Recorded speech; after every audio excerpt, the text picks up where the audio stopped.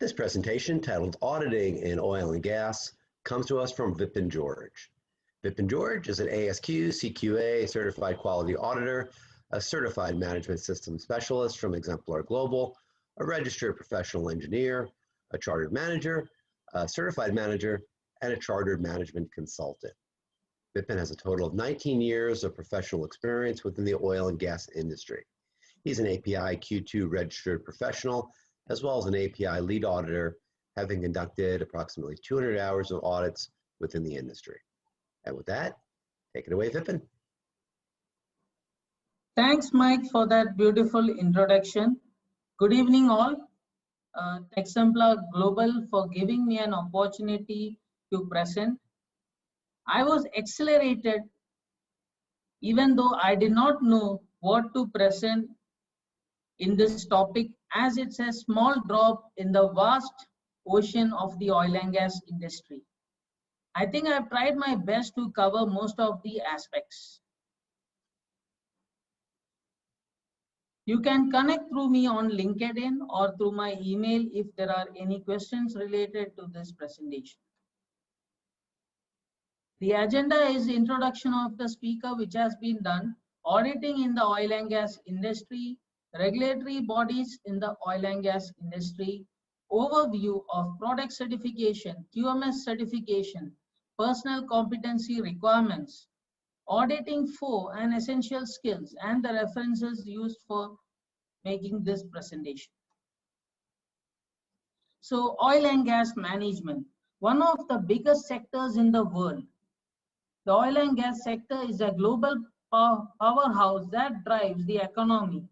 These companies, as they are vital, as they contribute significantly to the growth of the GDP. Oil and gas sector is broadly classified into three categories. One is the upstream, midstream, and the downstream. So upstream is E&P, that is exploration and production. This involves the search of underwater and underground natural gas fields or crude oil fields, and the drilling of exploration wells and drilling into established wells to recover the oil and gas. Many of those employed in the upstream industries could be the drilling contractors, the engineering firms, the scientists, the geologists, seismic operators, etc. Midstream entails both the upstream and the downstream industries. Transportation of oil and gas into trucking fleets and pipelines. Midstream links upstream and downstream and includes transportation and storage services. Example, pipeline and gathering systems. Downstream. So downstream refers to the filtering of raw materials obtained during the upstream phase. This means refining crude oil and purifying natural gas. The marketing and the commercial distribution of these products to consumers and users in a number of forms, including natural gas, diesel, petrol, etc. Another type of petrochemicals. Audit classification. To understand audit classification better, we need to understand the word audit. Audit is accounted with formal or methodological examination, reviewing of investigating. Auditing is prescribed work practices or process. ASQ defines audit as a planned, independent, and documented assessment to determine whether agreed upon requirements are met. The degree of objectivity varies depending on the situation and the type of audit. There are several groupings of audits. First party audit. Any auditing done within the organization is known as first party audit or internal auditing. Second party audit. All audits done outside the organization are called as external audits or second party audits. Second party audits are audits of suppliers or of customers carrying out audits of its supplier, the organization. Third-party audit. Third-party audit is a totally independent of the customer-supplier relationship. That is, example, independent certification of product, process, or systems. Process audit determines if the process requirements are complied, such as methods, procedures are met. System audit determines if system requirements are met. Example, verification of manuals, policies, standards, regulations. Product audit determines if the product specification requirements are met. Example, say ASME certification of pressure vessels is a product specification requirement, or API 5CT, API 6A, these are product certification requirements.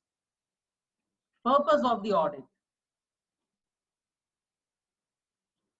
The overall purpose of the audit is to verify effectiveness, that is continuous implementation of management system for the effectiveness evaluation of the QMS, conformance to regulatory requirements, legal requirements, customer requirements, and continual improvement, identify process inefficiencies, opportunity for process effectiveness, report unacceptable risk.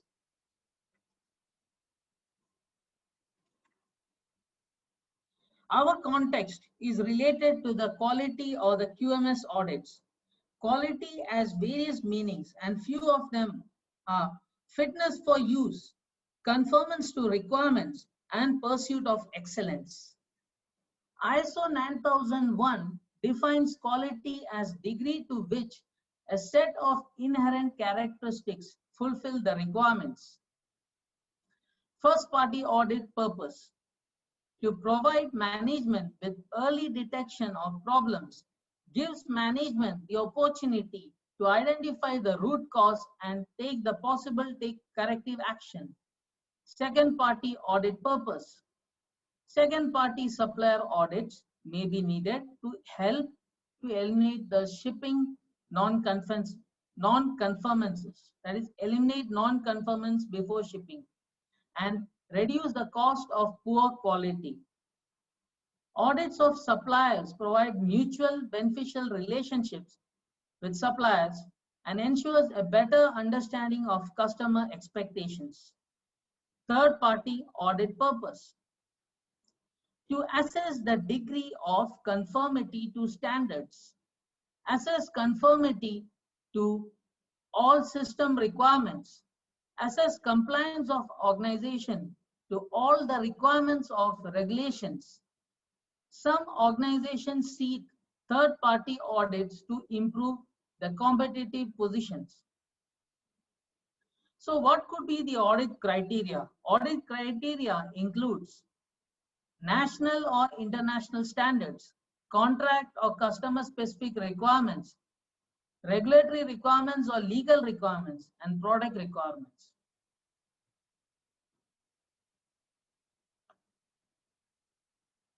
Auditing in oil and gas. This gives an overview of the auditing in the oil and gas industry. So first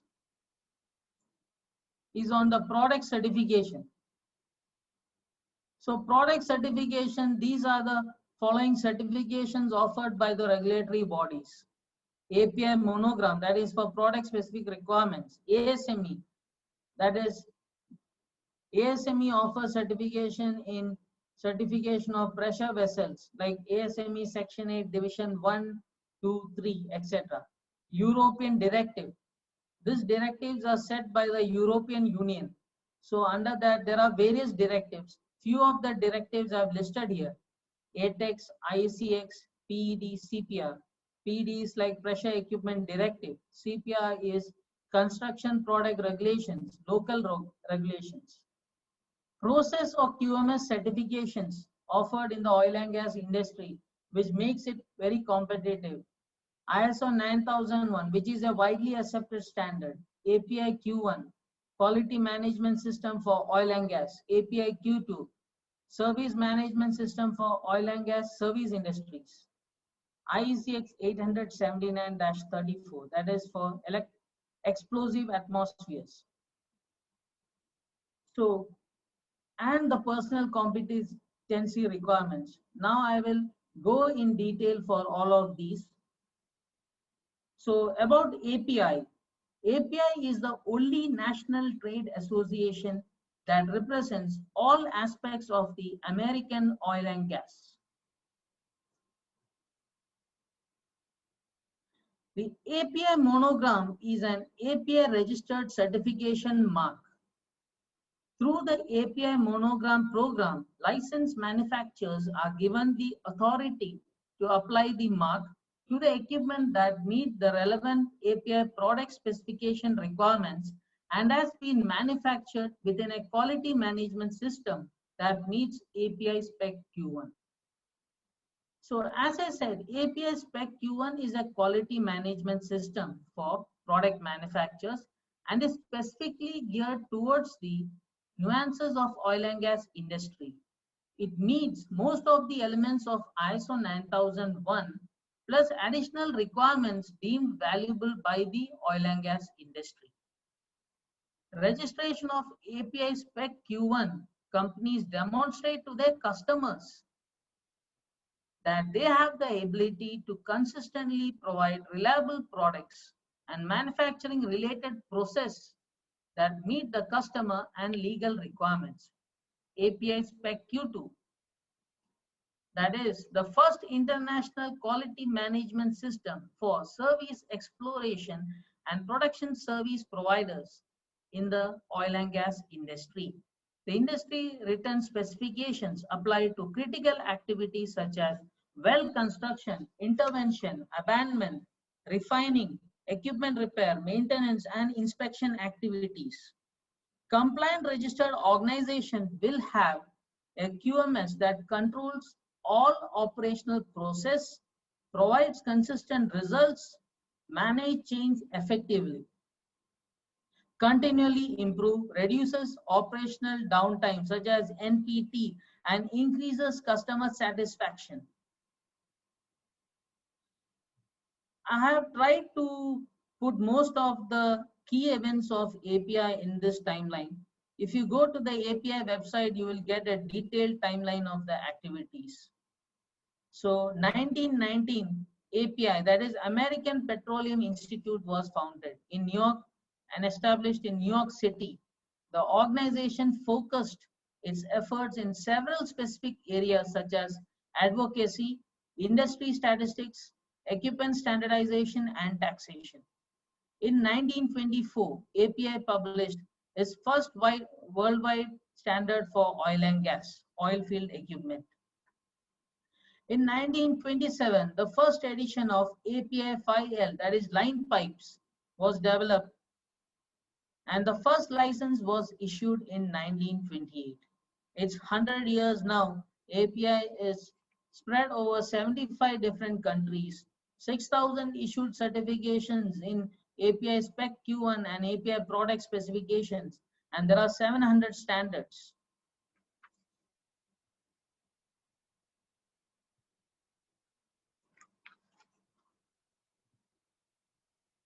ICP, that is Individual Certification Program.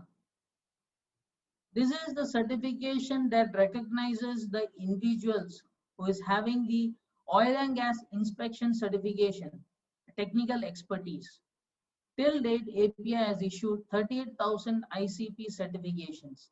Few certifications which you must be aware, such as API 510, API 570, API 577, and so on.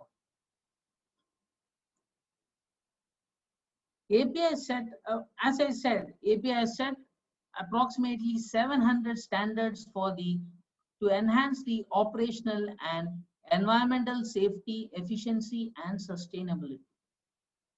Most of these standards and regulatory practices are incorporated into the state and federal regulations, and they are also widely implemented by the international regulatory community. Out of these 700 standards, 42% of the API standards pertains to upstream activities, exploration and production. There are various subcommittees such as if you see in the blue box below, there are for production equipment, drilling standards, offshore subsea standards.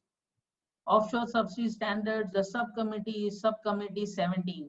Quality standards, subcommittee 18. Material, subcommittee 21, and so on. The Committee on Petroleum Measurement, that is for midstream, which focuses on the measurements, fire safety or environmental protection applicable across multiple segments. And Committee on Refinery Equipment, that is the downstream. That is also very vast. Corrosion and materials, heat transfer equipments, pipings and valves, inspections, pressure vessels and tanks, electrical equipments, pressure relieving equipment, etc.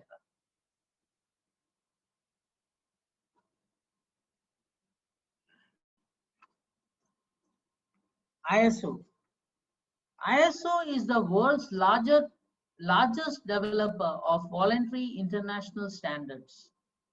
It was founded in 1947 and since then have published 23,335 international standards covering all aspects of technology and the industry and business. In 1987, the ISO published its first quality management system standard, widely known as the ISO 9000 family, have gone on to become the well-known and the best-selling standard. TC 176 is the committee responsible for the development of the quality management system.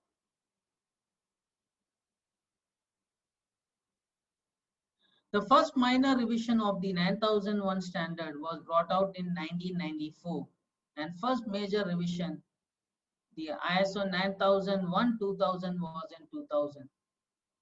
Minor editorial corrections were incorporated into the standard and it was released in 2008. And now the major revision which has come out, that is in 2015, ISO 9001-2015. Sorry. This slide gives you an overall view of the standards in the oil and gas. So this is downloaded from the Google, which gives a listing of the standards in the oil and gas industry pertaining to ISO.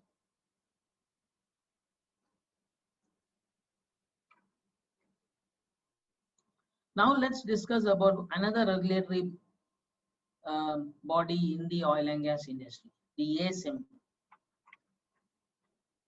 ASME, American Society of Mechanical Engineers, BPVC certification program, conforms to the rules governing the design, fabrication, assembly, and inspection of boilers and pressure vessel components during the construction. In 1916, shortly after the first publication of rules for construction of stationary boilers and allowable working pressures, ASME began offering certifications to companies in the pressure equipment industry. Today, there are approximately 6,800 certificate holders in the ASME BPVC program. The Industrial Revolution led to the creation of engineering standards. The founders agreed this would ensure safety, reliability, and operational efficiency in machine design and mechanical production. ASME issued its first standard in 1884 titled Code for Conduct of Trials of Steam Boilers. Other historical events helped define and shape ASME and the certification industry. Two boiler explosions triggered the first edition of the Boiler Pressure Vessel Code, which is popularly known today as ASME Section 8 Division 1, the ASME Section 8 Division 1, Division 2, Division 3, 2 series on pressure equipment directives. The industrial revolutions helped to form the need for a body, and thus ISO was formed in 1947. In 1963, ASME published the Boiler Pressure Vessel Section 3 Nuclear Vessels. There has been various development of standards, and now the latest as in 2016, ASME has ventured into manufacturing and advanced manufacturing additives. The certifications offered by ASME regulatory body, in short, is power boilers, heating boilers, transportation tanks, pressure vessels, conforming to Section 8, Division 1, Division 2, Division 3, reinforced plastic vessels. European directives. European directives, a directive, as I said to you, is a law defined by the European Union. PED is Pressure Equipment Directive, ATEX. So let me explain something about ATEX.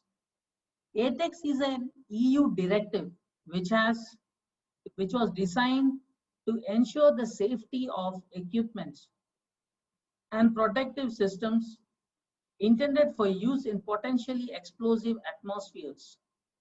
This directive outlines the minimum requirements to ensure health and safety of employees working in potentially explosive atmospheres.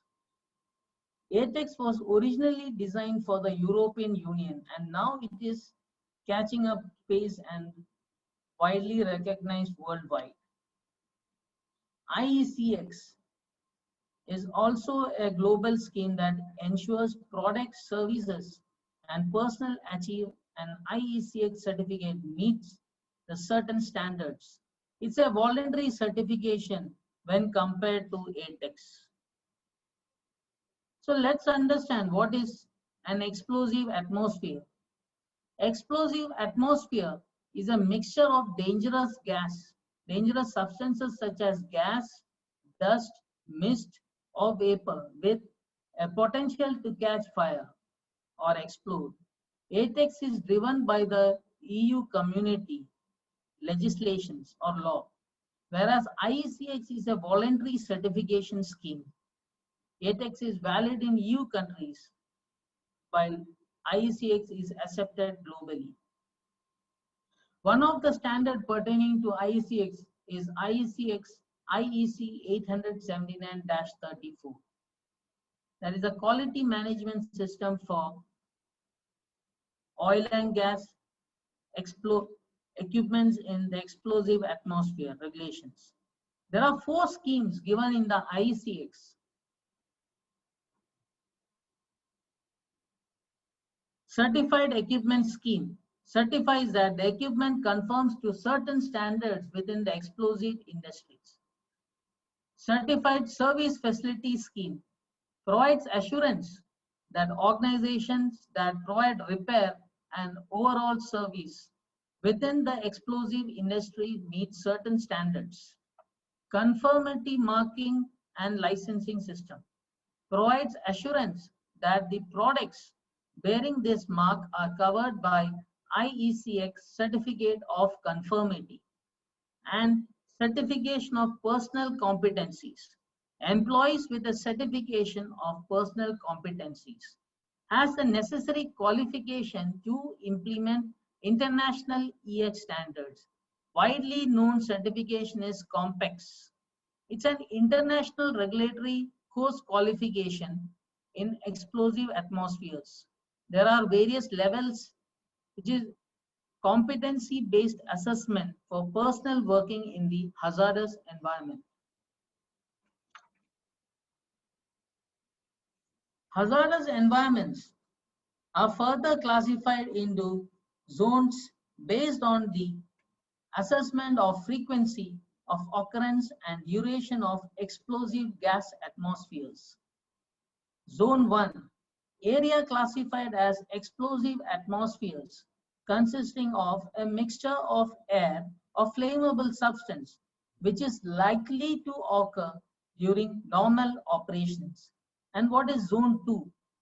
Area classified as explosive atmosphere, consisting of a mixture of air or flammable substance, which is not likely to occur during normal operations. That is, the explosive environment will be for a short period of time. And zone 0, area classified as explosive atmosphere consisting of mixture of gas or flammable substance, which is continuously present for a longer period of time and will occur frequently. Let's go to the next slide. The next slide is on the audit types.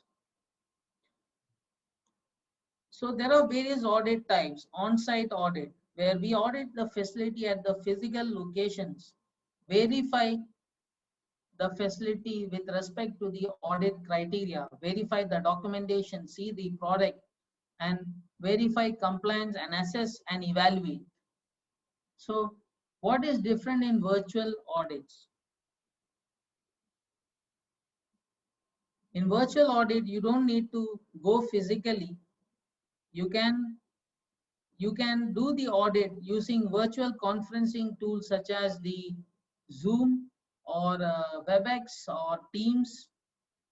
Now, due to the global pandemic, many of the regulatory bodies, including API, is conducting virtual audits to assess its facility, to check the compliance and evaluation of the standards and the product certification issue.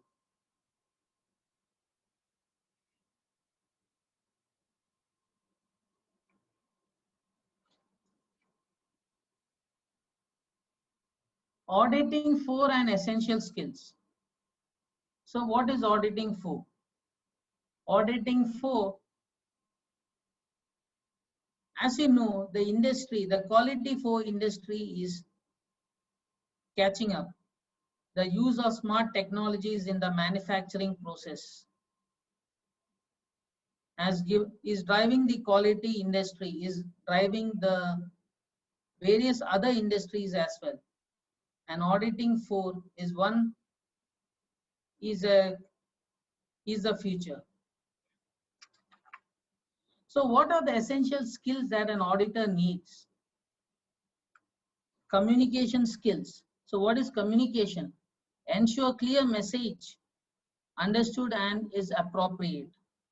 Possible techniques when you do an audit in a virtual scenario could include build rapport, ensure confidentiality, show empathy,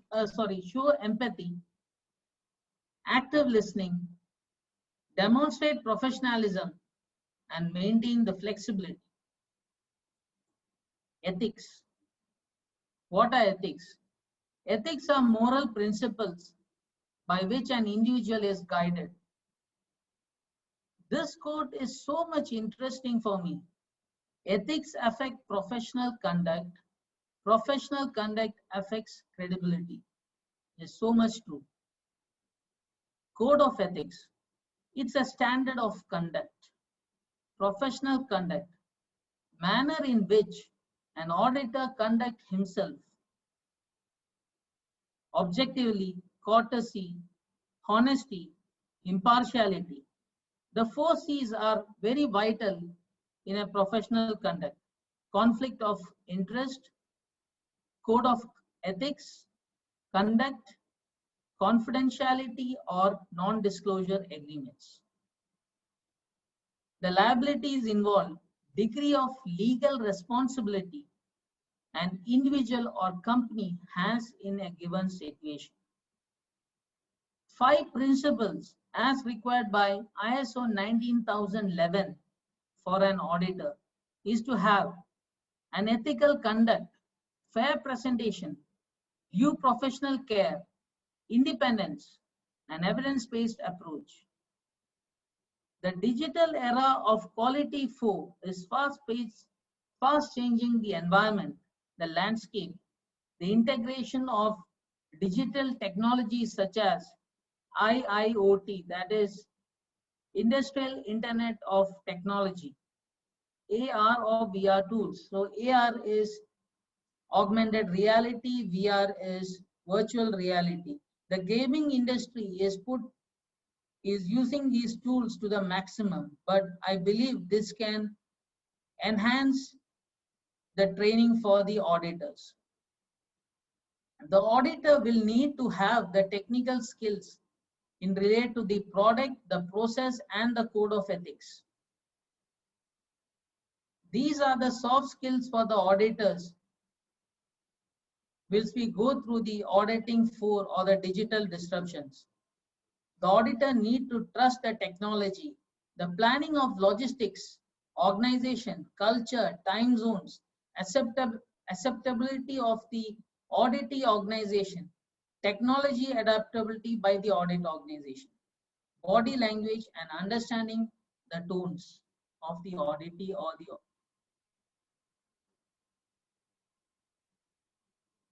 To summarize, trends suggest that the assessment will continue to be an important management oversight tool. Remote audits will gain popularity across the industry. Internal audits, system audits, and process audits are expected to focus on continual improvements and compliance. Auditors will need to be well versed in technical and process knowledge, soft skills training for auditors, and be technology savvy. AR training can help auditors in real-time cases virtually. These are the references used: ASQ Auditing Handbook, API website, the ASME codes, and ASME certification. So thank you, and over to Mike Richmond. Well, thank you, Vipin George, for that fine look at auditing within the gas and oil sector. And that concludes this presentation.